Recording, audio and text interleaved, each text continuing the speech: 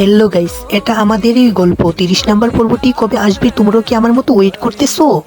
তাহলে আমার এই ভিডিওটি প্রথম থেকে শেষ পর্যন্ত দেখতে থাকো। সায়রা কিন্তু তার ইচ্ছে পূরণ করলো, আর মেহেরিন কিন্তু সায়রার ইচ্ছে মতোই সে ইতিমের মতো চলে গেল বাসা থেকে বের হয়ে।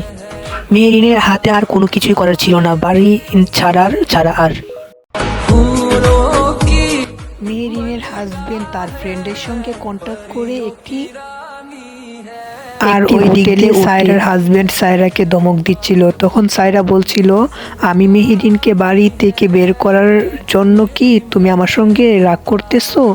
তখন তখন সায়রার হাজবেন্ড বলে, তুমি একটি ইম্পসিবল। তখন সায়রা বলে, আমি তো ইম্পসিবলই, তোমরা ফ্যামিলিটাই হচ্ছে পসিবল, তাই না? আর অন্য দিক দিয়ে মেহেরিন বেচারি কান্না মুখে বাসা থেকে বের হয়ে গিয়েছে। আর 30 নাম্বার এপিসোডটি খুব শীঘ্রই আসছে, তোমরাও ওয়েট করো আমার মতো। Thank you.